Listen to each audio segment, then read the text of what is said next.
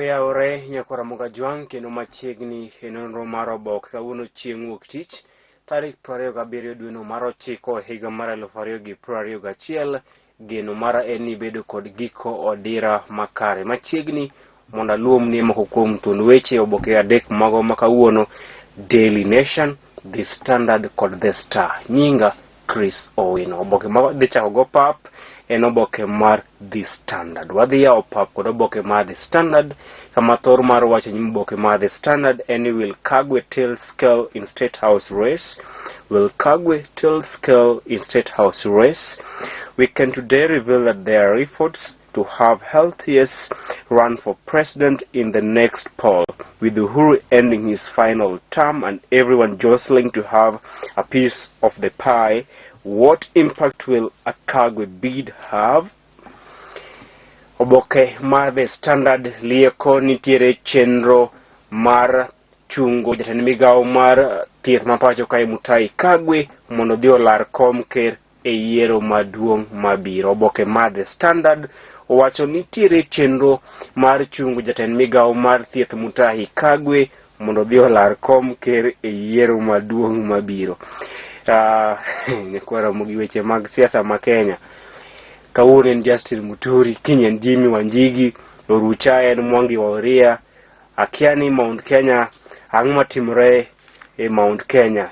Sani koro nitiere chenro mar chungo jatend migawo mar thieth Mutahi Kagwe mondo dhi olar kom ker e yiero maduong' mabiro. Koro penjo maduong' e nyim oboke mar The Standard en ni bende chenro mar chungo Mutahi Kagwe madhi laro kom ker e yiero maduong' mabiro nyalo yiengo jotelo moko mag siasa e pacho kae, nyalo kelo yamo manyien mar siasa e pacho kae. Mano e thor mar wach e nyim oboke mar The Standard.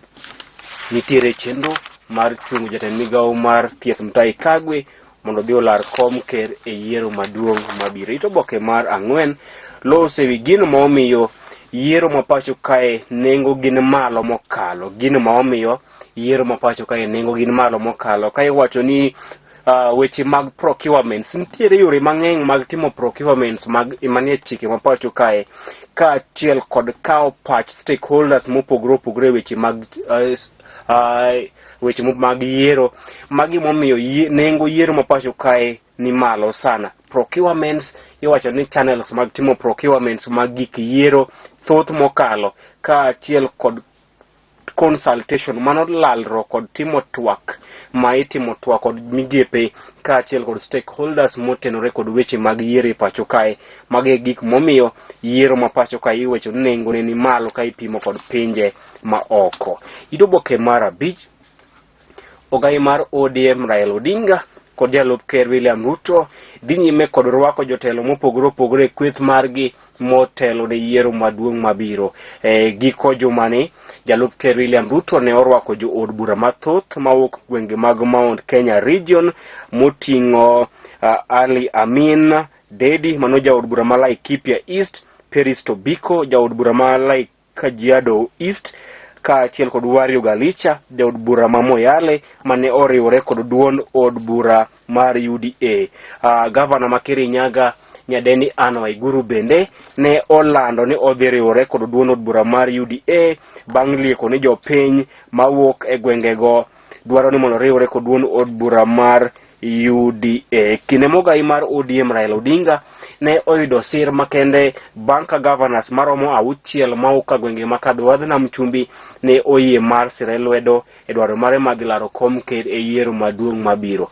Governors mauka e gwenge makadho wadhnam chumbi mane oyie mar sire lwedo gai mar ODM Raila Odinga oting'o gavana mag Mombasa Ali Hassan Joho, Salim Mvurya Makwale, Granton Samboja ma Taita Taveta kod Dadho Godana ma Tana River. Magi governors duto mane oyie madhi siro lwedo gai mar ODM Raila Odinga. Odiochieng' manyoro Raila ne en gwenge ma Laikipia e kinde ma jalup ker William Ruto notero campaigns mage e county ma Meru. Ito oboke mar 6 loso ewi telo marach miwacho ne mo ketho uchumi mapacho kae. Telo marach ema oseketho uchumi mapacho kae. Ito oboke mar 7 jatend duond od bura mar KANU kendo senator ma Baringo Gideon Moi nyoro yudo sir makende kowuok kuom jotelo mag kanise kaachiel kod moko kuom jodongo mawuok e gwenge mag hoho mar Okak e dwaro mare madhi laro kom ker e yiero maduong' mabiro. Jatend od bura mar KANU Gideon Moi ne oyudo sir makende odiochieng' manyoro bang' ka jotend kanise kaachiel kod jodongo mawuok e gwenge mag hoho mar Okak ne osire lwedo e dhi laro kom ker e yiero maduong' mabiro. Ito Oboke mar 8 nitiere chenro mar chungo jatend migawo mar thieth Mutahi Kagwe mondo dhi olar kom ker e yiero maduong' mabiro. Mano en kaluwore kod oboke mar The Standard kama wachore ni nitiere chenro mar chungo jatend migawo mar thieth Mutahi Kagwe mondo dhi olar kom maduong' mabiro. Ito Oboke mar 9 jo od bura mawuok e gwenge mag Mount Kenya region motenore kod jatend piny owacho migosi Uhuru Kenyatta iwacho ni osechako keto kenge mag rakore kod jalup ker William Ruto e gwenge mag Mount Kenya region ka gilero ne oganda gigo ma piny owacho mar Uhuru Kenyatta osetimo ne oganda mawuok Mount Kenya region. Nitiere chenro mar rakore kod jo od bura kaachiel kod johera mag UDA e gwenge mag Mount Kenya region kati chenro makama otelne kod speaker mar od bura motelne kod majority leader mar National Assembly Amos Kimunya masani koro ochako chenro mar nyiso oganda mawuok Mount Kenya region ber magiseyudo e bwo telo mar ker Uhuru Kenyatta kaka yo mar duoko piny teko mar jalup ker William Ruto e gwengego mag Mount Kenya region motelo ne yiero maduong' mabiro. Ito Oboke mar 12 iwacho ni kwan oganda ma sani koro tiyo kod yore mag komo nyuol odok piny e pacho kae kalure kod mahino ma kila ng'ato keto midhusi mar COVID-19. Wachore ni kalure kod muoch mar midhusi mar COVID-19 piny owacho kod oganda oketo mahino gi duto e duoko piny landruok mar midhusi mar COVID-19 kama koro oganda kod piny owacho wigi owil kod weche mag jiwo oganda mondo kom nyuol e pacho kae. Koro oganda ok ti kod yore mag komo nyuol e pacho kae. Goro mar Katun pajondiko kaachiel kod pach josomo e obokani mar The Standard. Tok oboke mar The Standard gin piem mag Berlin Marathon mane otimore odiochieng' manyoro kama ja Ethiopia Guy Adola nyoro obedo jaloch e piem makamago. Kuom weche tuke e yor adimba warom koromo saa 11 mamidhiambo kinde madhi miye weche tuke e yor adimba. Oboke mar 2 an kod oboke mar Daily Nation. Oboke mar 2 an kod oboke mar Daily Nation. Thor mar wache nyimo oboke mar Daily Nation any signs of trouble. Signs of trouble. Parliament is sitting on laws required to help plan for the next year's general election. Treasury has reduced and delayed disbursement of funds, and Communication Authority is yet to ensure that 3G coverage in all polling station. Iwacho ni duol mochung'ne bago yiero pacho kae IEBC kod wich bar maduong' nikech od bura ma pacho kae mano National Assembly pok opwodho chike monego bed ni konyo IEBC mondo otim yiero maduong' mabiro e yo ma ohianga kaachiel kod migawo mar agucho omenda e pacho kae bende pok omiyo IEBC omenda madwarore mar keto ikrok malong'o motelo ne yiero maduong' mabiro. Duol mar Communication Authority of Kenya CAK bende pok otimo duto manyalore mar neno ni polling station duto ma e pacho kae ni kod network mar 3G network mar neno ni kinde ma ilando yiero mag kom kere pacho kae kilande e polling station to bedo transmitted nyaka National Tallying Center. Iwacho magi wich bar makoro duol mochung'ne bago yiero e pacho kae IEBC ni godo kudong' mana dweche 10 to wadhi e yiero maduong' mabiro. Duond od bura maduong' ma pacho kae mano National Assembly pok opwodho chike moko monego bed ni konyo IEBC e timo ikruok mare ne yiero maduong' mabiro. Migawo mar agucho omenda the National Treasury bende pok omiyo IEBC omenda madwarore mar timo ikruok mage kaachiel kod Communication Authority of Kenya CAK bende pok oketo 3G networks e polling station duto ma pacho kae. Magi wich bar ma IEBC ni godo kodong' na dweche 10 kende to wadhi e yiero maduong' mabiro. Od bura maduong' pok opwodho moko kuom chika madwarore mar konyo IEBC.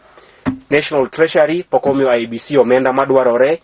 Communication Authority of Kenya bende pok oketo 3G networks e polling station. Magi midhiero mokwako IEBC kendo en geno marwa ni National Assembly the National Treasury kod CAK dhi timo duto manyalore mar konyo IEBC mondo bag yiero maduong' mabiro e yo mohuyanga kod yo maratiro. Oboke mar adek loso wi anyuola mar Laktar James Gakara mane onego nyithinde bang'e to onegore owuon bende, kama wacho na anyuola mare pod chunygi okuyo mokalo kalore kod wach makamani. To oboke mar ang'wen loso ewi midhiero kache kod wich bar masani koro kwako IEBC, kama IEBC wacho ni od bura maduong' mapacho kae National Assembly otamre puodho chike mamoko madhi konyo IEBC mondo bag yiero maduong' mabiro e yo ma ohuyanga. IEBC bende wacho ni piny owacho kokalo migawo mar aguch omenda the National Treasury pok omiyo gi omenda madwarore mar konyo gi timo ikruok maduong', ikruok malong'o kaachiel kod CAK Communication Authority pok omiyo gi kata onyiso gi ler malong'o ewi tero 3G networks e polling stations duto mapacho kae.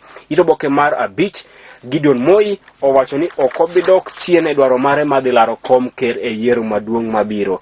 Oboke mar auchiel ogai mar ogai jalup ker William Ruto ne otimo limbe e kaunti ma Migori kama ne oyie tiyo kod duond buche matindo mayudore e gwenge mag Nyanza kaka yo mar duoko piny teko mar ODM e gwenge mag Nyanza.